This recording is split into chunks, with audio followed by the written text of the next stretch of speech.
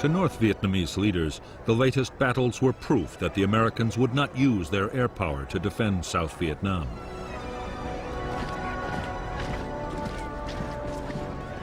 There was also good news from the Soviet Union, the promise of huge quantities of extra weapons and supplies. The Soviets were keen to increase their influence in the region and believed they were backing a winner.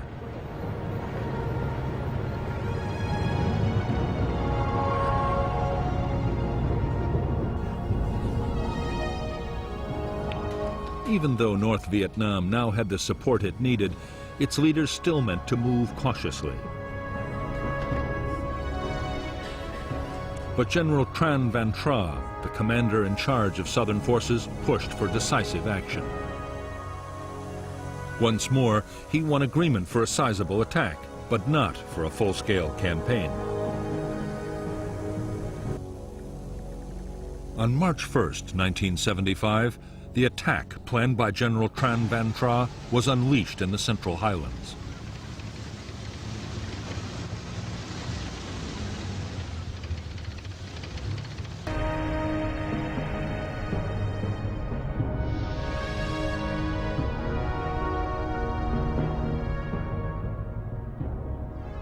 The new South Vietnamese strategy was to hold all of the country below the town of Thuy Ha.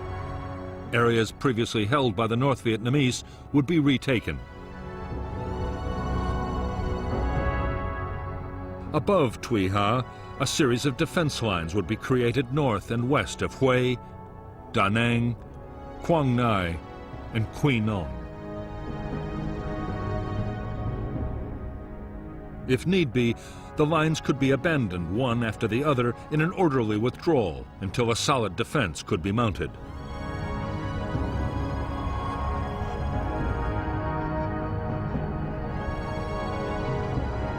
This latest North Vietnamese attack had begun with diversionary actions against the strategic cities of Pleiku and Kon Tum.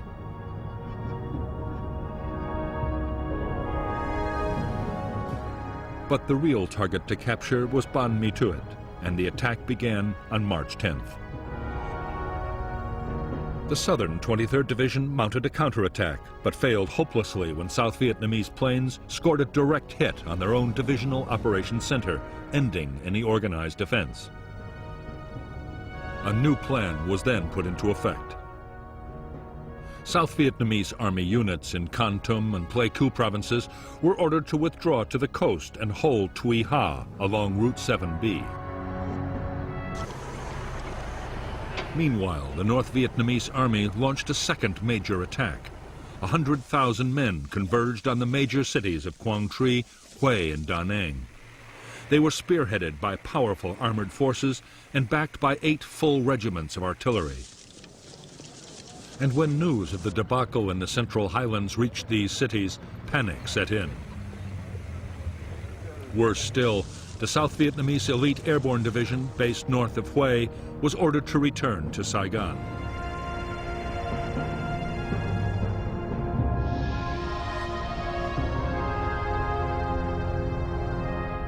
The North Vietnamese plan was to attack from 3 directions. They meant to drive southern forces back to Da Nang. There, the enemy would be trapped and destroyed. Quang Tri province was quickly captured, followed by the town of Tam Kỳ to the south. Refugees surged along Route 1 towards Da Nang. At the same time, the NVA advance threatened to cut Route 1. South Vietnamese army units were now ordered to abandon Hue and Chu Lai and retreat to Da Nang.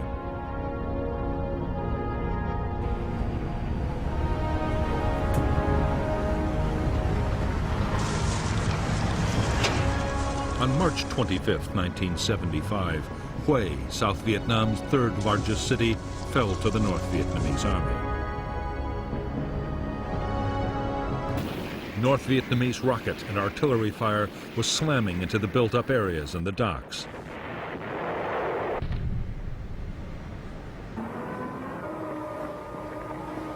Fleets of ships and small boats crammed the harbor, and there was a frantic scramble for places. Thousands drowned or were crushed. Many were shot by troops or armed civilians in the desperate competition to escape.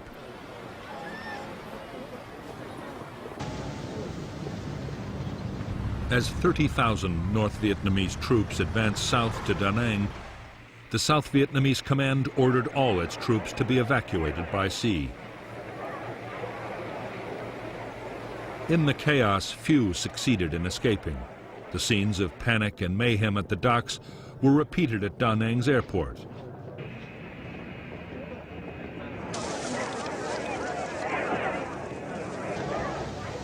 Over the next few days, the NVA just rolled into town after town without a fight, towns abandoned by the South Vietnamese forces. On March 30th, 1975, the North Vietnamese Army took Da Nang. It was just over 10 years since the first U.S. Marines had stormed ashore there.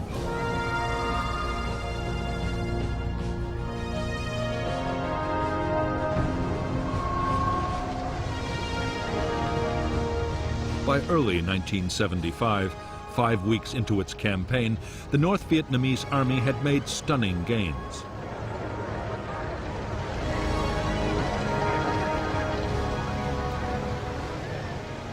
"12 provinces and more than 8 million people were under their control.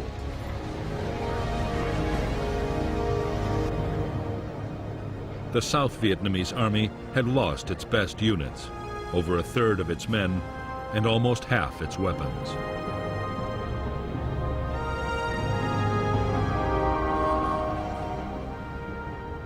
Northern leaders were astonished by their own success.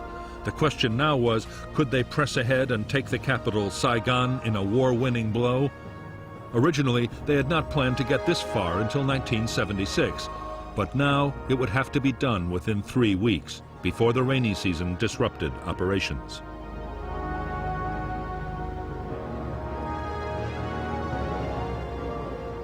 The job of commanding the offensive was that of General Van Tien Dung.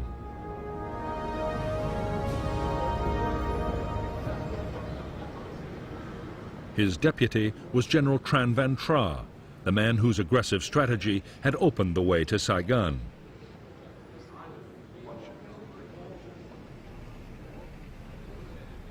Le Duc Tu, Henry Kissinger's adversary in the Paris peace talks, now one of the most powerful men in the Northern Politburo, would oversee the whole effort, accompanied by General Giap.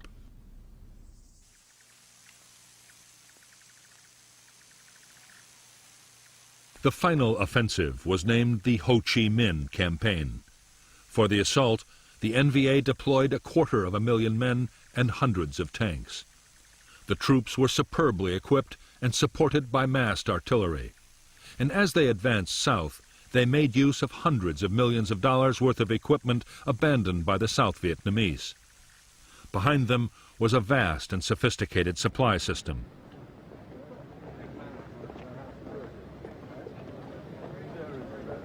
North Vietnamese transport aircraft and ships were now ferrying men and materials into captured airfields and ports in South Vietnam.